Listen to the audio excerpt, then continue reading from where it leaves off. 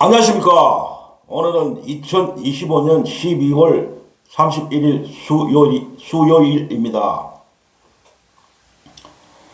먼저 오늘의 주제를 말씀드리기 전에 앞선 영상에서 그 소중한 댓글을 올려주신 분들을 소개해드리겠습니다. 향기님, 나35님, 함자방님, 소리향님, 김인숙님, 소나무님, 유정자님, 이 영어로 되어 있어서 그래서 스펠로 부를게요. QHURB7777님, 이것도 영어로 되어 있네요. 선생님이 SURI7551님, 감사합니다. 의미 있는 소중한 댓글 올려주셔서 감사드리고, 계속해서 소중하고 의미 있는 댓글 올려주시면은 영상 제작하는데 많이 참조되고 그렇습니다. 감사합니다. 그러면 오늘의 주제에 대해서 말씀 좀 드리겠습니다. 오늘 주제는 그 썸네일에 올린 것 같이 대충 네 가지 주제인데 뭐 간단하게 좀 말씀 드리겠습니다. 맨 첫 번째는 그 대통령의 그 이재명 대통령의 아랫게 그 일요일에 그 파격 인사 그에 대해 좀 말씀드리고, 또 두 번째로는 이재명 대통령이 그 통일교, 신천지 등 사이비 종교 단체에 대한 강력한 수사를 또 지시했다는 그런 문제에 대해서 또 말씀드리고, 또 세 번째는 그 정청래 민주당 대표였던 합의가 됐잖아요. 통일특검을 국민희망하기로 합의는 됐는데 서로가 어떤 그 내용을 어떤 내용을 담느냐, 수사 범위나 뭐 이런 거, 그것은 뭐 어떤 의견이 다르니까 제대로 합의가 안 되는 것 같아요. 어쨌든 좀 빨리 해갖고 통일 특검을 신속하게 타결해갖고 빨리 처리하라. 그에 대해서 말씀 올리고, 그 네 번째는 그 김병기 원내대표가 사퇴했죠. 오늘 어저께네요. 30일 날 사퇴를 했죠. 참 만시지탄입니다.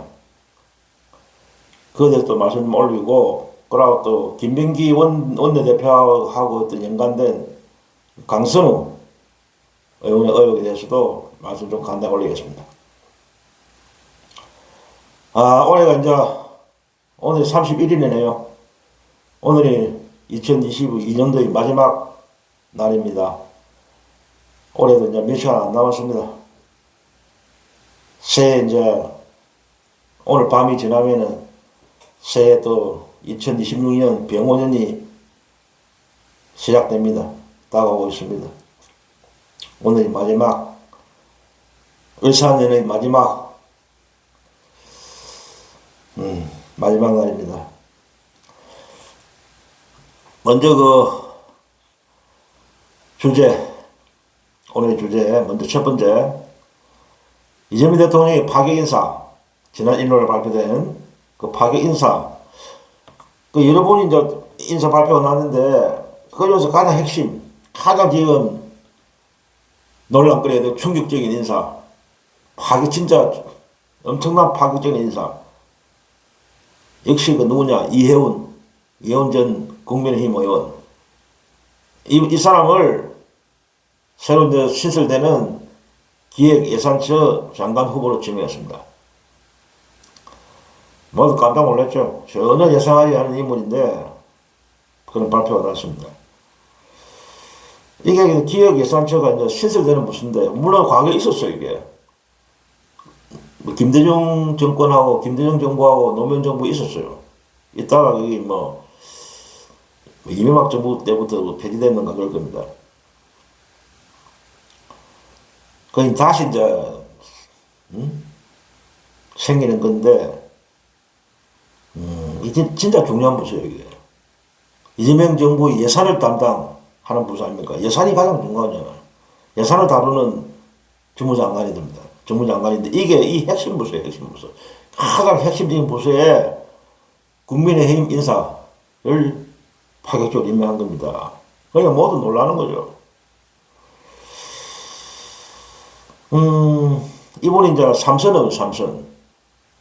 그 국민의힘에서 삼선을 냈고 이제 서초구 서울 서초구에 지냈고 서초구에 이제 삼선 의원이고 현재는 이제 좀 이제 제명됐죠. 제명됐는데 아랫게까지만 해도 이제 그 전까지만 해도 아랫게 직전까지만 해도 그 서울의 성동구입니까? 성동구의 그 당협위원장이에요.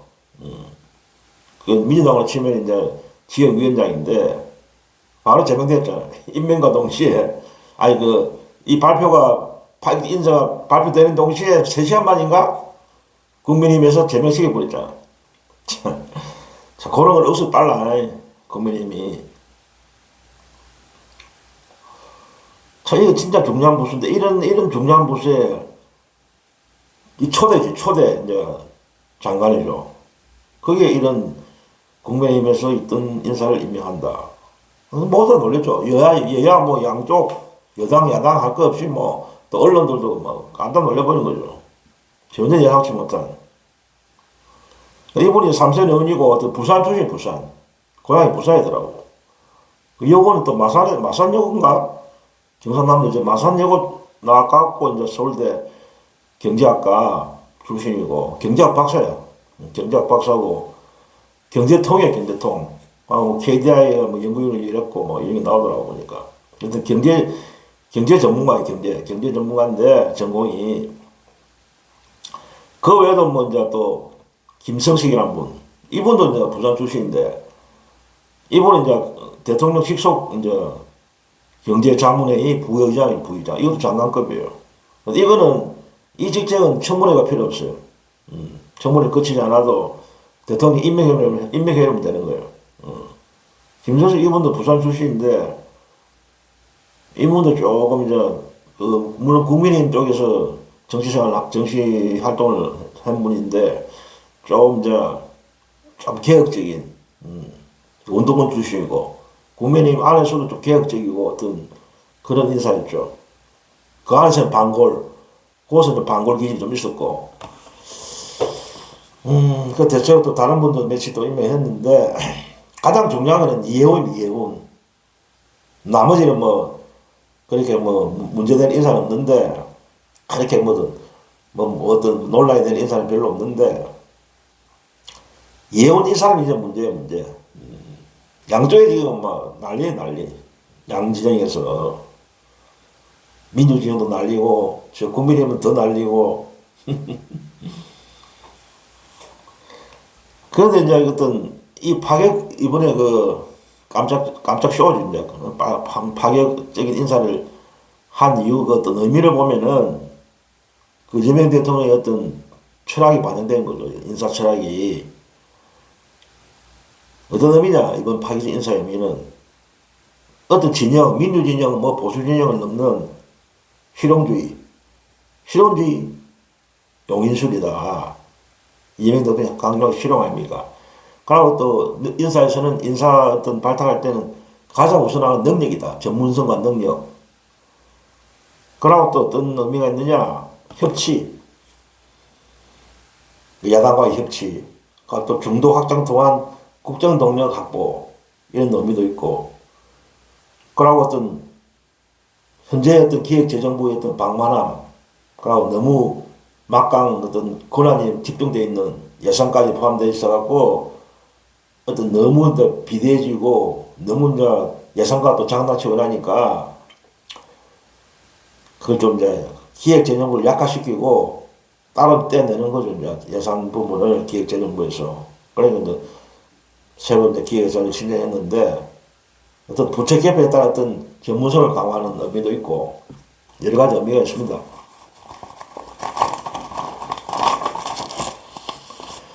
그런데 제가 보는 어떤 견해는 어떤 거냐. 제 나름대로 보는 견해는 이번 파격 인사에 대한 견해는 제가 보는 어떤 견해는 물론 현재 지금 야당이나 여당에 모두에게 폭탄을 투하했다. 그런 언론 보도도 나오고 양 진영 다 지금 멘붕 상태다. 이해훈 때문에. 응? 그런데 우리가 가만히 생각하면 이거 어찌 보면 이거는 예견된 일이에요. 예견된 일. 이재명 대통령의 어떤 철학이나 스타일을 볼 때 이미 이거는 예견된 일이었다. 제가 볼 때는. 왜 그러냐? 이재명 대통령께서는 취임 초부터 이런 인사사태를 보여줬잖아요. 진영에 관계없이. 응? 자기가 또 그런 소신도 많이 밝혔고, 진영에 관계없이 나는 능력 위주로 사람을 쓴다. 그런 소신도 밝혔고, 그런 철학을 보여줬잖아요. 취임 초부터. 예를 들면 그런 전례가 있잖아요. 응? 윤석열이 임명한 장관, 송미령 장관, 그 농림축산식품부 장관, 그분을 유임시켰잖아요. 다른 분은 다, 그대로 이제 사퇴해버렸는데, 안 받아들이고, 유일하게 장관 중에서는 송미령, 윤석열 임명한 장관 중에서는 유일하게 송미령, 현재 이제 유임시켰죠. 그냥 능력을 보고 유임시킨 거죠. 뭐 윤석열 임명했던 그런 문제가 안 된다. 보니까 능력이 있거든. 그러니까 송미령 장관을 유임시킨 거죠. 지금 능력을 발휘하고 있잖아요. 완전히 이재명 정부의 이재명 대통령의 그 정치 철학, 어떤 국정 운영 철학에 맞서갖고 잘하고 계시잖아. 그리고 또 한 분 더 있죠. 오유경. 이분도 이제 두 분 다 보니까 또, 그런데 두 분 다 여성분이네. 유임시킨 분이 송미령하고 오유경. 오유경 이분도 윤석열 임명한 분이에요. 그 식약처장. 이분도 능력이 있는 거죠. 능력을 보고 윤석열을 임명했지만은 그대로 유임시켰죠. 그러니까 이런 전례를 보여준 거죠. 관계없다.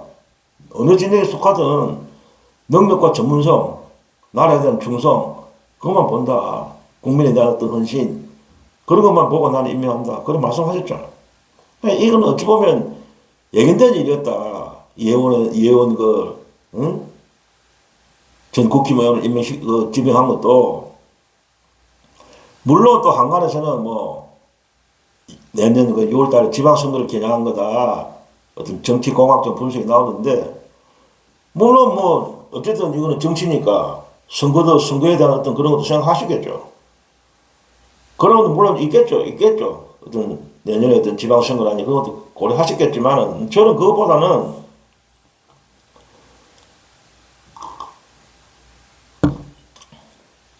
이재명 대통령은 어떤 꼼수라든지 이 겉모술수 같은 걸 쓰는 분이 아닙니다. 제가 볼 때는 그런 얄팍한 어떤 술수를 쓰는 분이 아니에요. 무슨 예를 들면 어떤 야당을 파괴한다든지, 공작을 해갖고 그 인사를 빼온다든지, 어떤 나쁜 의미의 어떤 그런 게 아니고, 그런 업무적 어떤 그쪽에 있는 사람 빼오는 게 아니고, 그런 인사가 아니고, 진정한 어떤 국민 대통합을 이루기 위한 충정이다. 저는 그렇게 보고 있습니다. 왜 그러냐? 지금 우리나라의 현실이 어떻습니까? 갈리갈리 어떤 정치적으로 분열되어 있잖아요. 갈리갈리 찍혀 있잖아요. 정치적으로 분열되어 있잖아요. 완전히.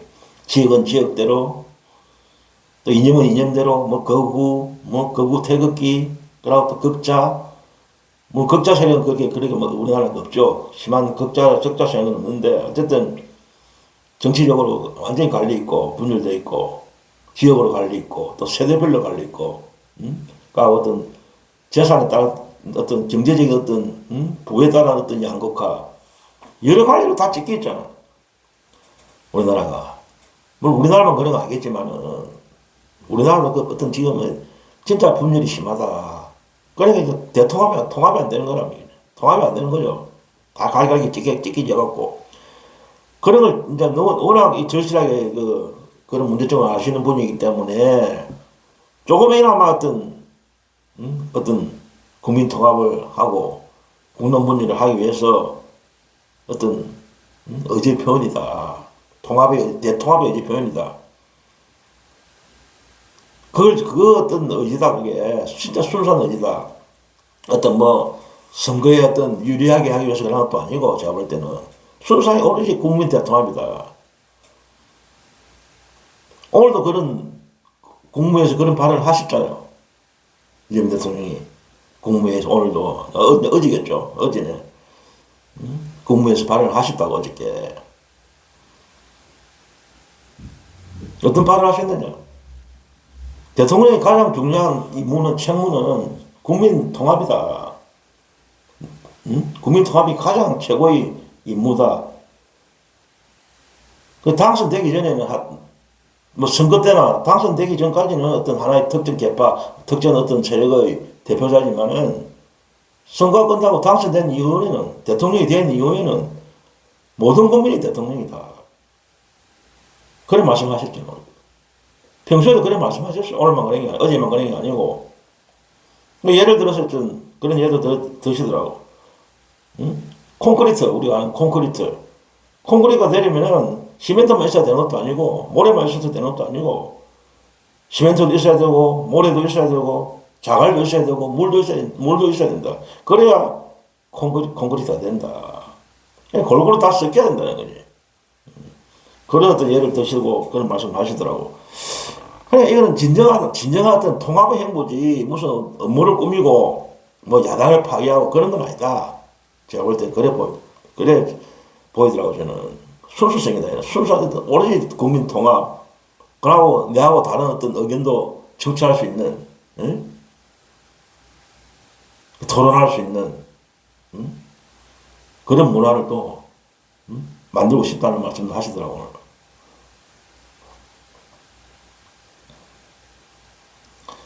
그래, 이번 어떤 이혜원의 특히, 뭐 다른 인사들은 별 문제가 없는데, 논란이 없는데, 이혜원 이 사람만, 이제, 이분만 지금 논란거리 많잖아요. 야당은 야당대로, 국힘은 국힘대로 난리법석이고, 또 민주당 내부에서도 반대하는 기류가 있고, 민주진영 내부에서도. 그런데 어떤, 뭐, 국힘은 뭐, 그래서 그 사람들이야, 뭐, 뭘 하든, 이재명 대통령이 어떤 행위를 하든 반발하고, 비판하고 비난하는 집단이기 때문에 당연히 그런 거고 국민이 하는 것도 보면은 그런데 문제는 이제 민주당 내부나 민주진영 내부에서 반발하는 기류가 상당하다. 당연하죠. 왜 그러냐? 그 이혜원 이 사람이 윤석열의 어떤 탄핵을 반대하는 인사고 그러고 어게인 집회에 나와서 연설도 하고, 이재명 대통령을 비난하고, 이재명 대통령이 뭐, 내란 세력이다 하면서 비난을 해대고, 그런 인사다. 그런 사람은 어떻게 국민주권정부의, 그리고 더욱이 가장 중요한, 엄청나게 중요한 예산을 다루는 주무장관에 임명할 수 있느냐. 절대 안 된다. 그냥 반발하는 사람이 많아요. 이재명 대통령을 또 지지하는 사람들 중에서도 반발하는 사람이 있고, 여러 지점 반발하는 사람이 많다고, 민주주의 내부에서.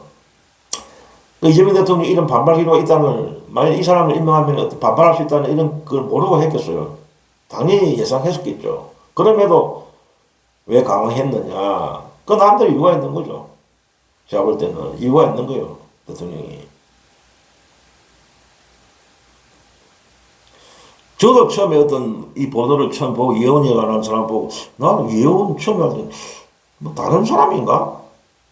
다른 뭐 동명인인가 이 생각했는데 설마 우리가 평소에 알던 그 국힘에 있던 그 이혜원인가 싶었는데 다 다른 사람이겠지. 동명인이겠지 이 생각인데 확인해보니까 그 내가 그 국힘의 이혜원이었다고 이혜원이더라고 보니까 저도 놀랐어요. 저도 좀 솔직히 처음에는 마음에 안 들더라고. 어떻게 저는 바로 또 보도가 계속 나와요. 뭐 임명하고 나니까 막 이혜원이가 어게인 집회 가고 막 이재명 대통령을 비난하고 막 윤석열이 빨고 지지하고 이런 어떤 내용이 바로 나오더라고. 연설하는 거.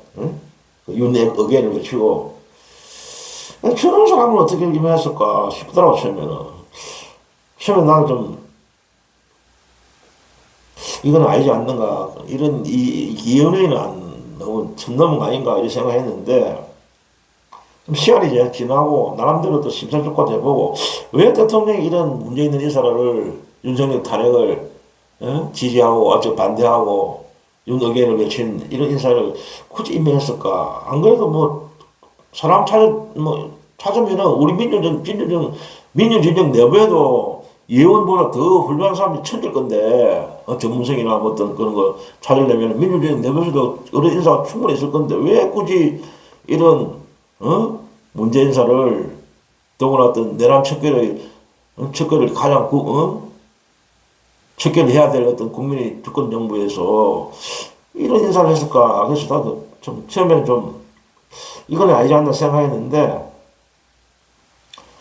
한 번 더 심사숙고해보고 또 대통령의 뜻을 한번 다시 한번 나름대로 생각해보니까 좀 이해가 가는 측면이 있더라고. 그러니까 대통령이 어저께부터 어떤 국무에서 하시는 말씀이라든지 자기의 어떤 의도 왜 이런 전혀 우리 쪽이 아닌 저쪽 반대편에 있는 사람을 임명했느냐는 걸 설명하시더라고. 아까도 말했지만 어떤 시멘트 이야기도 하고 콘크리트 이야기도 하고 어떤 무지개 이야기를 하더라고. 무지개 뭐 7빛깔 무지개인데 뭐 그런 말씀도 하시고 여러 가지 어떤 비유를 하면서 아까도 말씀드렸잖아. 당선 이후에는 나는 전 국민이 대통령이다. 이 통합을 해야 된다. 그런 어떤 진정성이 보이더라고. 대통령이 어떤 그 말씀을 들으니까. 그래서 가면 걸리려고 이제 이분이 이용인 이 사람이 윤석열 탄핵을 반대하는 인사고 윤의견을 외치고 그 윤석열의 어떤 계엄을 내란이라고 인정 안 하고 그런 문제 있는 거 아닙니까? 이거는 이제 반드시 사과해야 된다. 어? 이 문제에 대해서는 철저하게 자기가 사죄하고 국민들 앞에 용서를 구해야 된다. 그 전제가 있어야 된다. 그런 생각이 들더라고요. 물론 이제 저도 가만 생각해보니까 이런 이제 이혼이라는 사람 임명할 때 이런 것도 다 서로 어떤 확인했겠죠. 그냥 무턱대고 뭐 하는 게 아니죠. 이런 인사할 때는 다 그런 것도 검증하고 의사를 물어보고 다 했겠죠. 그때는 그렇게 했는데 지금 어떠냐면서 윤석열에 대한 어떤 인식이라는 그런 거 다 서로 이제 질문하고 조사했겠죠. 검증을 했겠죠. 그러니까 어떤 이재명 대통령의 어떤 국정 철학을 이해하는가, 동조하는가, 그거에 대해서 서로 의견을 나눴겠죠. 동조한다 하니까, 나는 이재명 정부의 어떤 이념, 철학, 그걸 국민주권 정부의 어떤 이념을 동의한다. 그에 따르겠다. 그런 어떤 서로 어떤 내면한 어떤 서로 어떤 의견이 교환됐겠죠. 그러니까 이런 임명을, 지명을 하게 되는 거지. 그냥 무턱대고 그냥 한 건 아니거든요. 깊은 어떤 서로 어떤 교류가 있었겠죠. 의사소통을 했겠죠. 그러니까 이제 지명을 하신 것 같은데, 그런 이제 일반 국민들이나 민주당 지지자들 볼 때는 그걸 이제 이해 못 하는 거죠. 저런 사람은 어떻게, 더구나 예산을 다루는 진짜 중요한 부서에 초대 장관을 지명하나? 반신반의하는 거죠. 회의를 느끼고 또 실망감도 있었을 겁니다. 이재명 대통령 실망했다는 사람도 있었겠죠, 당연히.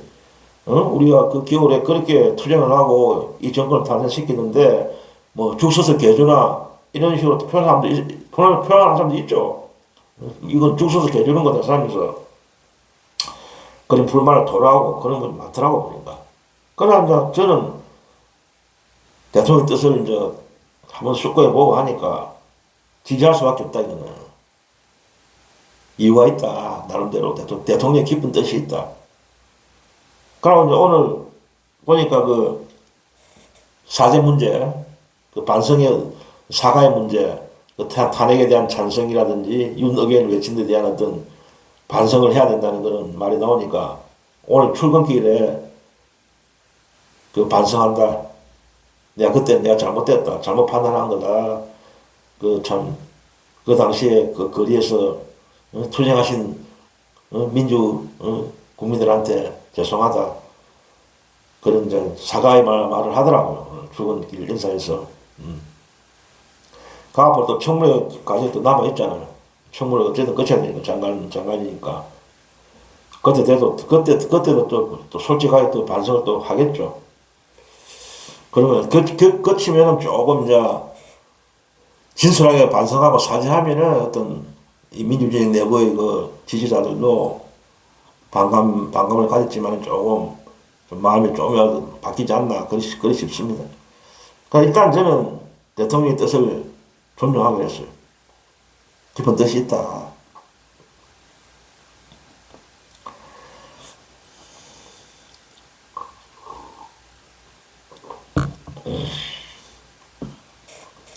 그 다음에 두 번째 주제.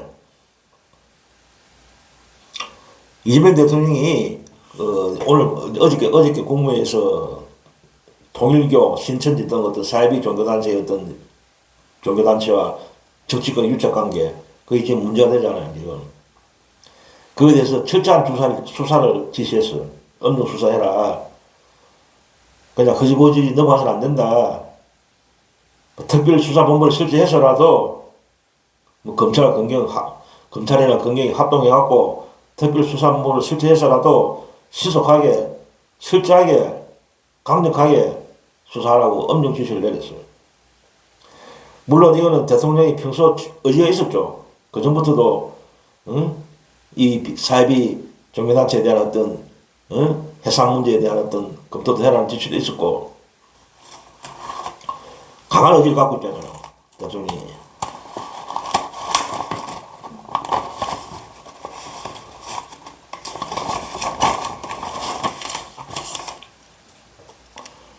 물론 이제 여야가 지금 통일 특검에 합의는 했죠.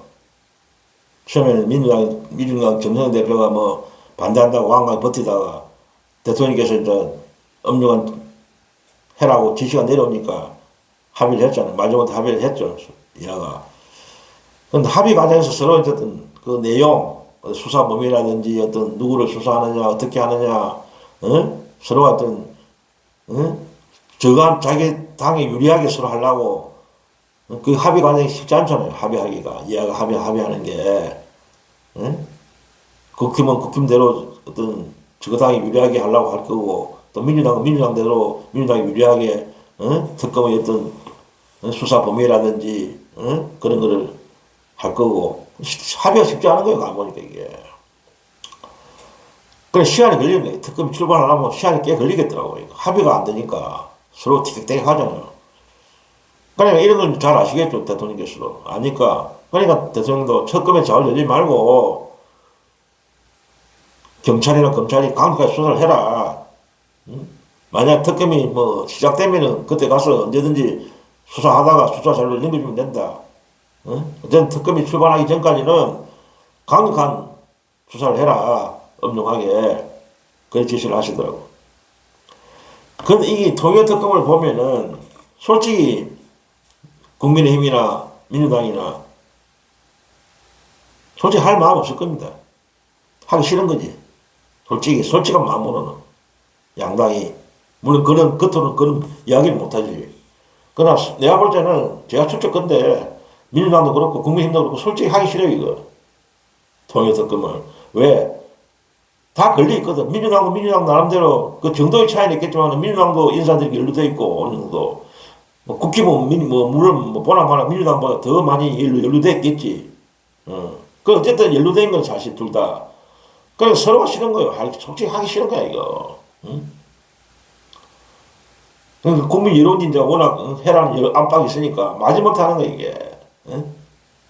그러니까 할 수 없이 합의는 했는데 하기로. 내가 볼 때 이게 미적미적 미루고 뭐 합의 안 된다는 그 핑계 대면서 서로 합의 안 된다는 핑계 대면서 시간 끌 것 같아 이게. 물론 하긴 하겠죠. 그래서 합의를 했으니까 국민 여론이 있으니까 하긴 하는데 여기에 자꾸 이거 시간 끌 것 같더라고.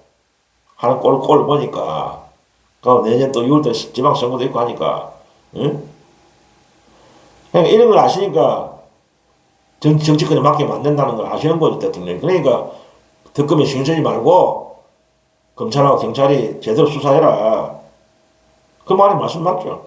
특검이야 또 아까 말했듯이 합의돼갖고 출범하면 그때 자료를 넘겨주면 되니까 수사한 거를.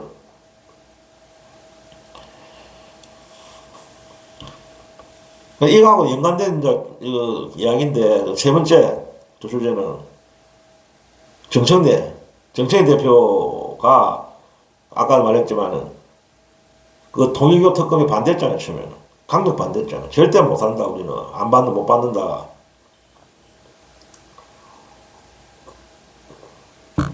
그래 반대하다가 국민 여론이 이제 60% 이상이 특검해라는 여론조사가 나오고 그 대통령의 어떤 언명이 내려왔잖아요. 우리 추측인데 당연히 내려왔겠죠. 갑자기 반대하는 사람이 갑자기 이제 그때 고위 당정회의 딱 끝나고 나니까 바로 뭐 꼬리 내려버리고 아 특검 받겠다 이랬잖아요. 뻔한 거지. 대통령의 강력한 지시가 내려온 거죠. 해라고 받아들이라고. 그래 일단 합의를 했으니까 이하가 무조건 그 국회의원 요구는 들어줘서 안 돼. 국민의힘이 요구하는 들어주면 그건 하나만 한 거예요. 국힘의 그 요구하는 어떤 내용을 했던 국힘의 유리한 어떤 요구안을 받아들여주면은 그 특검은 하나만 해. 그러니까 제대로 된 내용을, 특검의 어떤 내용을 만들어야 된다. 정치인 대표는. 솔직히 그렇잖아요. 다수당, 절대 과반수를 차지하고 있는 민주당만 마음먹으면 얼마든지 민주당만 마음먹으면 얼마든지 제대로 된 특검 어떤 법안을, 만들 수 있는 거 아닙니까? 그러니까, 국민의힘 그 요구 신경 쓰지 말고, 제대로 된 내용을 담아라. 특검 그 법안에. 특검이 제대로 수사를 들어 법안은 어떤 내용을 만들어야 된다. 수사 범위라든지, 수사 인력의 문제, 그러니까 수사기간의 연장, 보장, 이런 것도 확실하게 해갖고 제대로 수사할 수 있게 특검이. 그런데 지금 문제되는 게 뭐냐면은 그 3대 특검이 거의 이제 끝나가고 있잖아요. 윤석열 내란 특검하고 김건희 특검, 최명 특검. 근데 여기서 볼 때 별 제대로 성과가 지금 안 나오고 있다고. 미흡해, 결과가.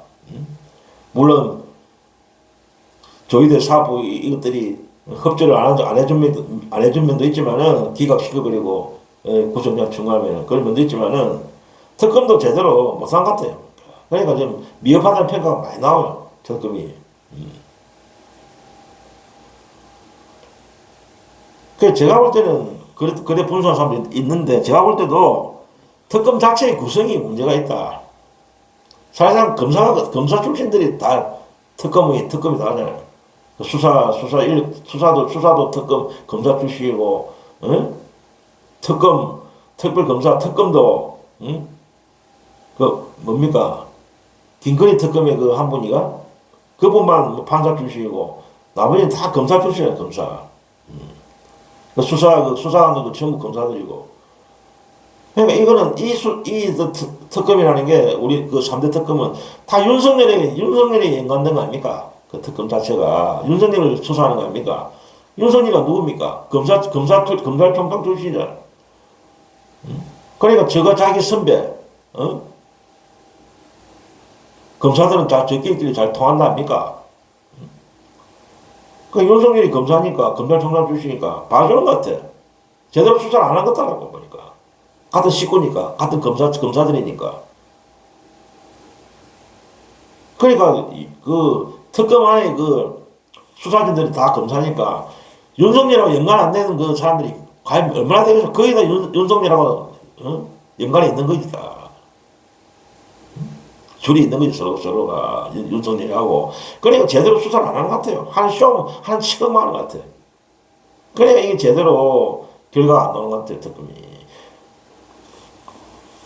그러니까 앞으로는, 앞으로 2차 종합특검도 한다는데, 민주당에서. 그러고 동일특검도 앞으로 하면은, 제대로 어떤, 인력을 배치해라. 검사들만 채우지 말고, 경찰관들, 수사할 수 있는 유능한 경찰관들 있잖아. 경찰들도 포함시켜라. 경찰들도. 응? 그럼 법을 만들면 되잖아. 그 특검 법안 내용을 검사들만 채우지 말고, 상당한 어떤 경찰관들도 들어가서 같이 할 수 있는, 동등하게 할 수 있는 그런 어떤 법을 만들면 되잖아. 왜 검사들한테 다 맡기냐고. 그게 필요한 것 같아요. 그러고 그 특검의 지휘하는 사람, 최고 특검의 우두머리, 특별검사도 좀 의지가 있고 좀 강건하고 그런 사람을 선출해야 돼. 선정해야 돼.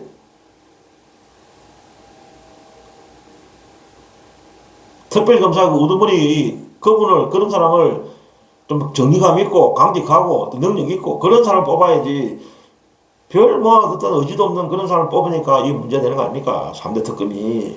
응? 꼭 그 특별검사가 또 검사 출신만 하야란 법 없잖아.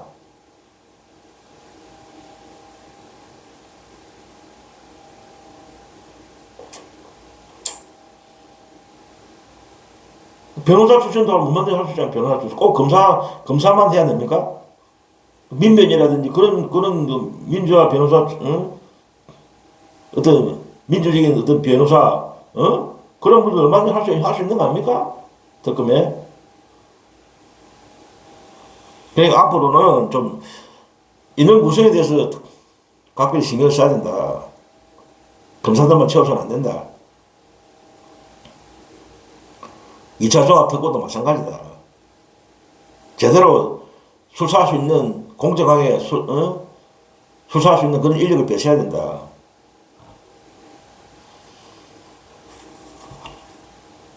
그러고 이 정청래 대표는 왜 특검을 반대했습니까, 처음에? 뻔한 거 아닙니까? 우리 추측이지만은, 그 통일교 특검을 반대한 이유가 처음에, 강력 반대한 이유가, 그 친문을 보호하기 위해서 그런 거야, 친문들 보호하기 위해서 반대한 거 아닙니까? 우리 물론 추측이에요. 그런 식으로 우리는 추정하고 있다고. 정청래 대표가 처음에 반대한 이유가, 그 윤영호입니까? 통일교 뭐전 세계 본부장인가? 그 사람이 정을 했잖아, 특검에서.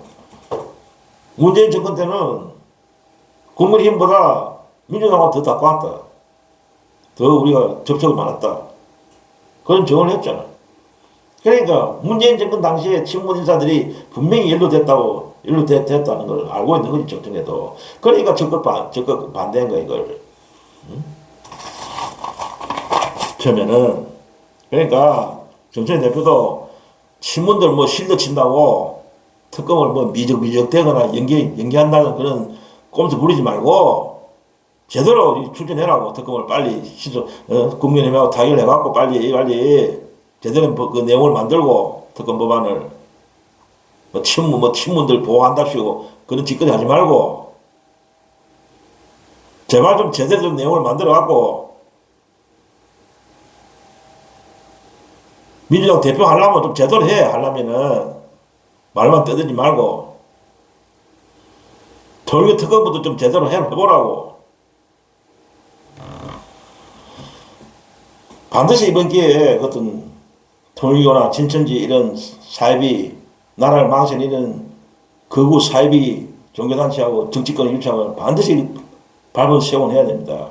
안 그러면 나라 미래 없습니다. 대한민국 망해요. 계속 이런 식으로 가다가는 나라가 완전히 사이비 종교 공화국이 되어버린다고. 정치도 완전히 썩어버리고 그 사이비 종교들이 다 정치도 다 점령해버리고 나라 망하는 겁니다. 이번 기회에 반드시 이걸 밟은 시원 해갖고 반드시 청소해야 돼요. 이 사이비 종교들. 정치권에 들어가고 압력하고 뇌물 주고 정치인들하고 그래야 또 반사 이익을 차려 일건 없고 반드시 이걸 뿌려 뽑아야 돼. 그러니까 정청래 대표도 이걸 뭐 친문들 보호한답시고 실드 친다고 생각하면 큰일 납니다, 이거. 제대로 해라고, 좀.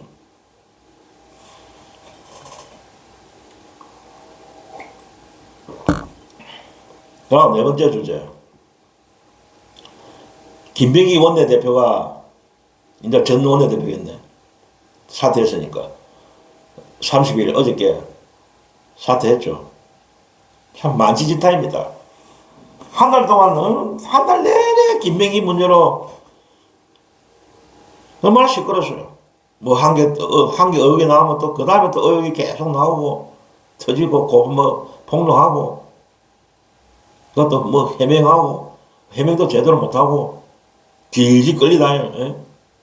언론에 밥 주고 레거시 언론들 밥 주고 밥이나 그 조중동에 먹잇감 던져주고 길지 끌리다녔잖아, 한 달 내내. 응?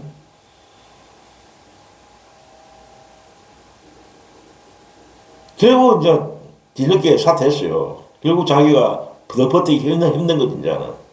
더 큰 문제가 자꾸 폭로되고 하니까 감당이 안 되는 거지. 응?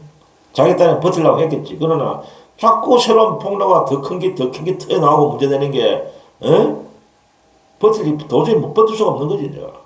뭐가 또 튀어나올지 모르는 거지, 계속해서.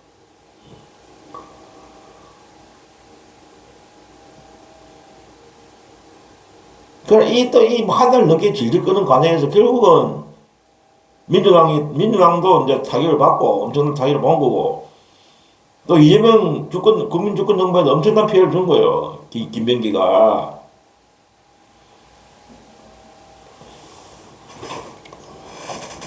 김병기 그 버티기로 민주당은 국민들로부터 엄청난 신망감을 줬다고. 국민의힘이나 민주당이 똑같아. 그놈이 그놈들이다. 나는 이제 더 확실히 심어줬어. 안 그래도 평소에도 그렇게 생각하는데 일반 대중의 국민들은 아이고 국민의힘이나 민주당이 그놈이다 생각하는데 더 확실하게 그런 인식을 심어줬다고. 물론 우리가 어떤 정치 어떤 고관여층이나 우리 같은 사람이 볼 때는 국민의힘이 더 썩었지. 민주당보다는. 민주당이 그래도 국민의힘보다는 더 깨끗하지. 그러나 일반 국민들은 그렇게 생각 안 해. 똑같이 본다니까. 그놈이다. 다 썩었다고 본다고. 이번에 사건은 더 그러는 거지. 김병기 때문에. 더 그렇게 확신을 가지는 거지, 국민들이. 안 그래도 그 언론에서 우리나라 언론들이 주특기가 뭡니까? 레거시, 그 조정덕이나. 정치 혐오증을 유발시키잖아. 국민들한테. 그 투표 못하게 만들잖아. 투표 참여 못하게. 정치를 썩고 부패한 거로 만들어갖고 혐오시켜갖고, 투표 자체를 포기하게 만들잖아. 국민의힘도 그런 전략을 쓰고 있잖아, 항상. 그 전략에 논 안 한 거야, 결국은. 그들의 전략에 뭐이감을 때려준 거야, 김병기가. 국민들한테 정치 혐오증을 일으키고, 선거 때 투표 못하게 만들고, 투표를 포기하게 만드는. 그런 역할을 한 거야, 김병기가. 투표를 안 하면 결국 국민의힘보다는 민주당한테 손해야. 왜 손해냐? 정치 혐오증이 이런 식으로 퍼져버리면은 국민의힘을 지지하는 어떤 노인층들은 어떤 일이 있어도 투표를 한다고. 비가 오나 눈이 와도 투표하는 사람들이잖아, 노인들은, 어르신들은. 그러나 대체로 보면 민주당을 지지하는 사람들은 또 젊은 층이잖아. 투표를 안 한다니까. 이런 정치 혐오가 계속 심화돼 버리면. 그걸 노리잖아, 저쪽은. 그런 공작을 하고 있잖아. 거기에 모의감을 때려준 거라고.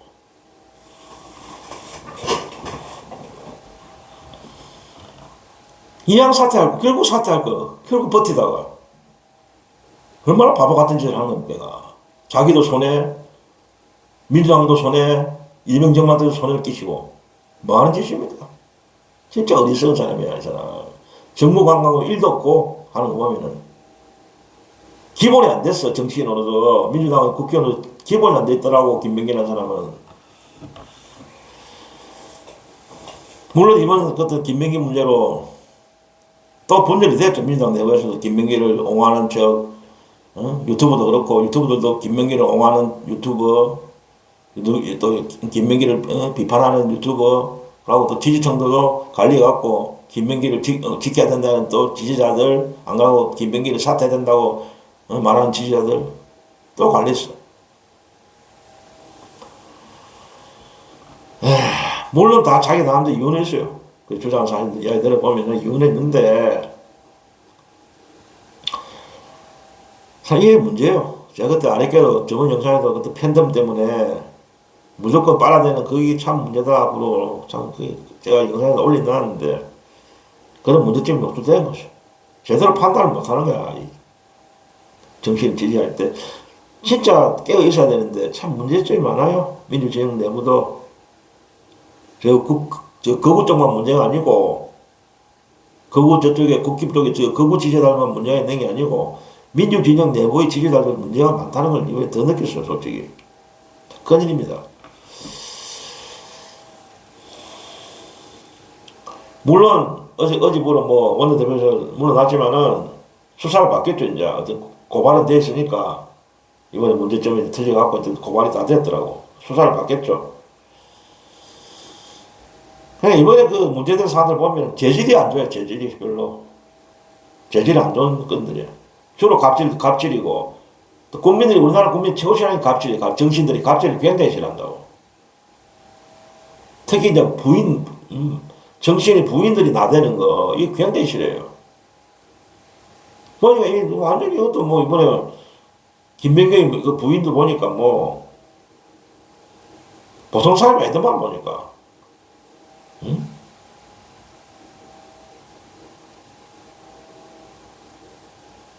그 자기가 어디입니까? 동작구입니까? 동작구?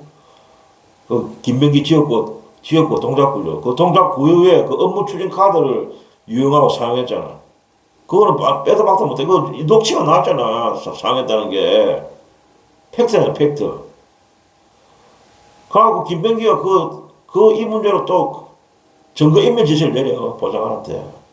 자기 부인이 그 카드 쓴 거, 구에 그 카드 쓴 거를, 이거 문제되니까 증거 은폐하라는 지시 내리고, 증거인멸을 해라는 지시도 내고, 교사, 이거 큰 죄예요, 이거. 증거인멸 교사야, 교사. 그걸 지시하는 거야, 보좌관한테. 녹취가 나왔잖아.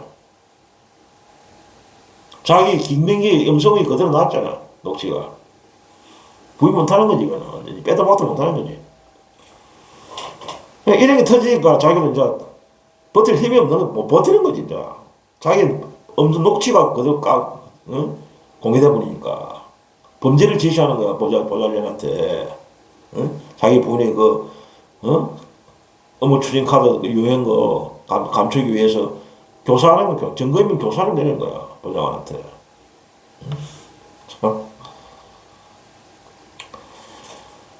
근데 원내대표 이게 사태로만 끝날 일은 아닌 것 같아요, 보니까. 가만히 보니까 이게. 수사받으면 이제 결과가 나오겠지만은, 뭐 대표이 사퇴한다 끝날 일이 아니야, 보니까.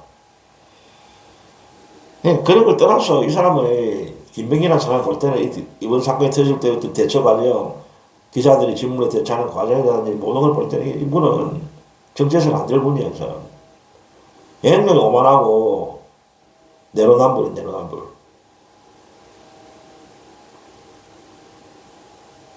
국회의원으로서 자격이 없다고 봅니다. 물러나야 된다고 봅니다. 특히 민주당 국회의원으로서 자격이 없어요. 물론 사퇴 안 하겠죠. 버티겠죠.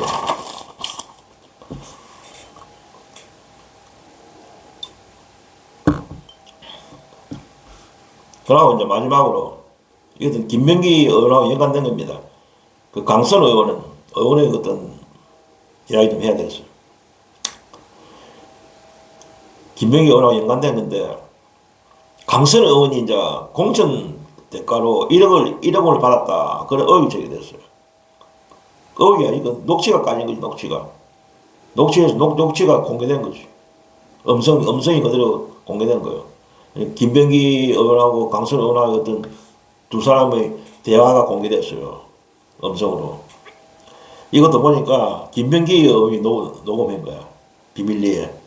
강선 의원 모르게 두 사람은 전화 대한 녹음이 아니고 어디 사무실에서 어떤 서로 만나갖고 대화를 했어.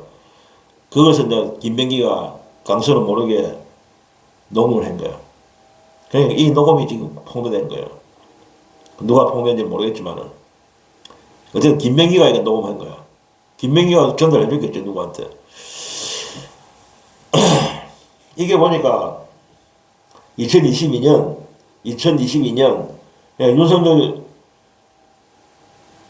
윤석열 정권이 들어서고 나서 바로 그 지방선거 있었잖아요. 윤석열 정권이 바로 들어서고 나서. 그 당시에, 4월경에, 2024년경에 서울시 의원 후보자, 김경이라는 사람이 있어요, 김경. 여자분인데, 김경으로부터 공천을 앞두고, 시의원 어떤 공천을 앞두고 1억을 받았다. 그게 녹취가 공개된 거예요.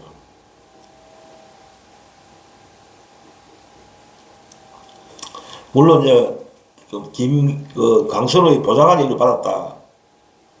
그게 나오는데, 물론 이제 이 공개되고 나니까 강선우 의원이 나는 금품을 받은 적 없다. 보좌관이 받았다. 내하고는 관계없다. 난 돌려주라고 지시했다. 내하고는 전혀 관계없다. 이런 식으로 페이스북에 해명을 했는데, 그 해명은 끝나는 게 아닙니다, 이게, 보니까. 이게 심각한 사안이에요, 이거. 이 큰 사건이 이 보통 문제가 아니더라고, 보니까. 공천 대가로 돈이 왔다 갔다, 1억이 왔다 갔다. 그걸 민주당에서. 응? 그런데 이게, 이 사람, 김경이라는 사람이 공천을 받았어요, 결과적으로. 돈이 공이 간 이후에, 그 다음 날인가, 며칠 후에 어쨌든 공천에서 다음 주 공천을 받았어. 이게 지역구가 강서구 오면 지역구야. 강서구. 그러니까 의심을 받는 거야, 또. 강서구는. 강서구 지역의 어떤 시의원으로, 서울시의원으로 다음 주 공천을 받은 거예요, 민주당에서. 이 돈을 1억 원이 간 이후, 그 다음에. 그런데 뭐 절대적으로 부인하고 있어. 강서는 부인하는데, 그 해명이 이제 앞뒤가 안 맞는 거예요. 해명을 들어보면은. 그 당시 보니까 김병기 의원이 그때 공관이 간사였고, 공관이 공천관리위원회, 그 당시 지방선거 앞두고 이제 공천관리위원회가 생기잖아요. 공천관리위원회 간사, 또 강선우도 공천관리위원이었고, 중요한 직책 아닙니까, 이거?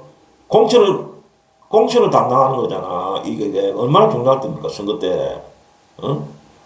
이런 공관위 인사 두 사람이, 응? 1억 원을 받았다는 그걸 알고 있으면서도, 응?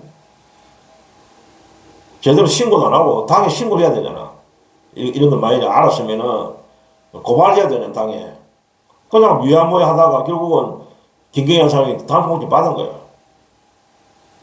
그리고 그 녹취에서도 막 강선우가 막 울며 짜면서 아이고 뭐 김병기 의원 보고 아이고 살려주십시오 해서 하면서 매달리더라고. 아 내가 뭐 그 돈을 받았는데 보장안에 뭐 받았는데 어쩌면 좋습니까? 아 내가 뭐 미치게 살려주십시오 하면서 업소를 하더라고. 그것부터 또 이상한 거 아닙니까? 아니 돈을 자기는 지금도 뭐 해명하는 거 자기는 결백하다는데 그러면 그 돈을 받았다는 거 보좌관이 받았다면 그걸 바로 받았다는 거 알고 나면 바로 돌려주면 되잖아. 응? 그러면 아무 문제 없잖아. 안 돌려주고 있었는 거지. 미저. 그러다가 이 문제가 될 것 싶으니까 김민기 찾아가갖고 막 살려달라고 없애는 거 아닙니까?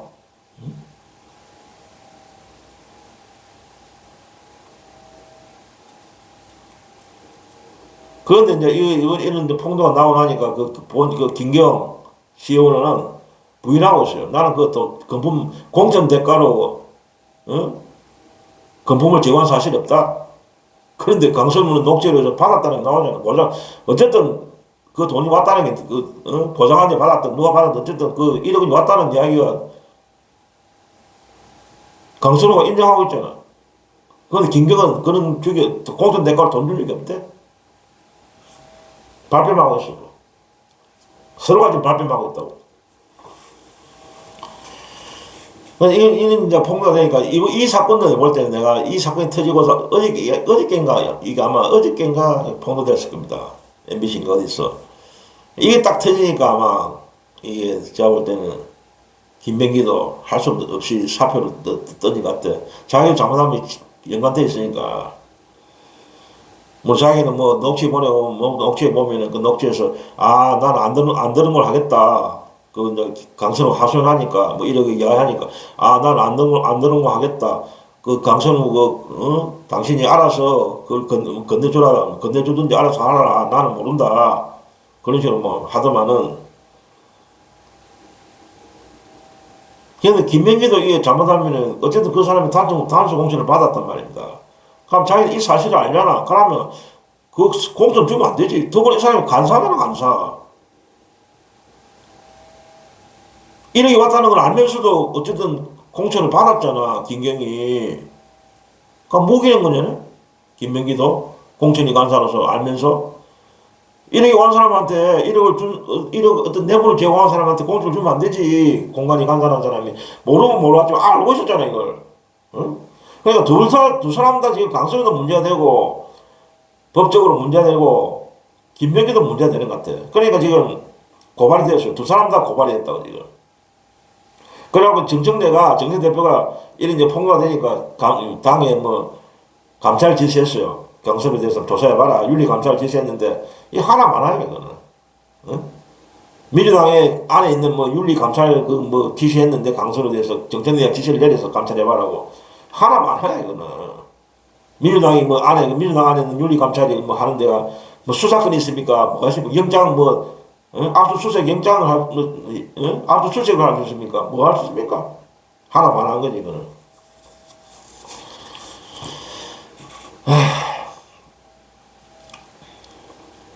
당내에서 뭐 윤리감찰 해봤자 제대로 나오고 있답니까? 요새 이때까지? 다른 사람도 하나만 하는 거지, 이거. 이제 이거는 수사기관에 수사를 받아야 그것서 나오는 거지. 민주당 안에서 해봤자 안 나옵니다, 이거. 그런데 이제 그 강서구청장이 옛날에 그 전 강서구청장 김태호야, 김태우. 김태우 이 사람이 고발했어요. 강서구도 고발하고 김명희도 고발했더라고. 그 어쨌든 이제 고발했으니까 수사 들어가겠지. 참 이게 뭐 진짜 큰 사람입니다. 이거 심대한 사람. 만약에 진짜 사실로 이게 범죄가 소명되면은 범죄 사실이 완전히 드러나면 이거 민주당한테도 심대한 타격 주는 겁니다. 이거. 민주당에서 공천 주는 데까지 1억을 받아먹다? 참 큰일입니다, 큰일. 이게 만약에 사실로 드러나면은, 수사해갖고 이게 사실로 드러나면은 참 큰일이에요. 민주당한테는 엄청난 타격을 주는 겁니다, 이거. 에휴, 참. 그냥 강선우 해명을 하지만은 앞뒤가 안 맞아요. 어찌 보면 이게 보좌관한테 책임을 전가하는 모습이에요, 보좌관한테. 나는 안 받았다, 보좌관이 받았다. 응? 그거 알고 지시했다, 돌려주라고. 그 뒤에 말이 없어. 뭐, 그 돌려주는 건지, 저 지시만 했대. 과연 그 돌려줬는지, 보좌관이. 더 뒷말은 없어요, 해명에서도. 응? 참네. 이런 사실은 바로 당에 신고를 해야지. 당에 신고해갖고, 김경이라는 사람을 고발해야지. 응? 당에 신고하고 즉시 수사기관에 고발해야 될 거 아닙니까? 금품을 제공했는데? 공천 대가로? 그거 안 했잖아.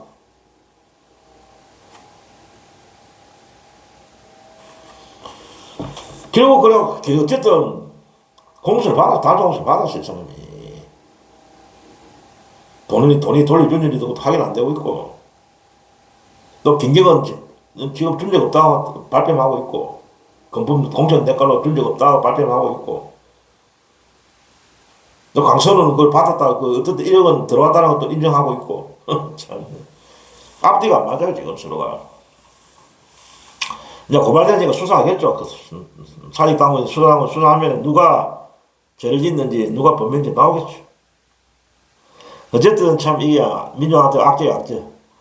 민주한테도 악재고, 문제입니다, 이거. 결국 민주당의 악재는 이재명 정부한테 악재죠. 그러니까 이번에 김명기 원내대표 문제나 강선우 문제나 볼 때는 두 분 다 문제가 있어요, 보니까. 국회의원 자격이 없어. 두 사람 다. 강선우 의원은 앞전에 취임 초기에, 이재명 정부 취임 초기에 여가부 장관에서도 결국 남아있잖아요.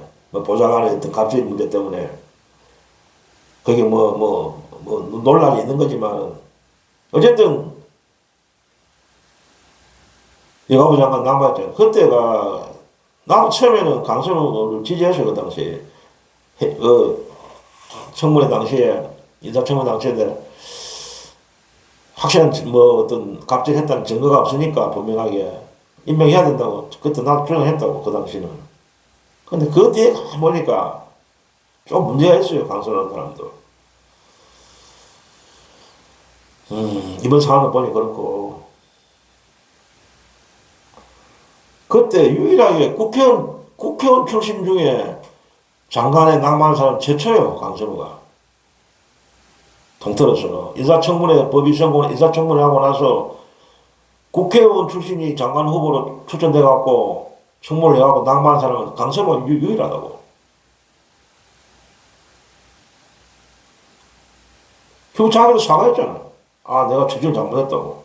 일부 인정했잖아. 갑질에 대해서. 그래서 자기도 스스로 물러났지. 에휴.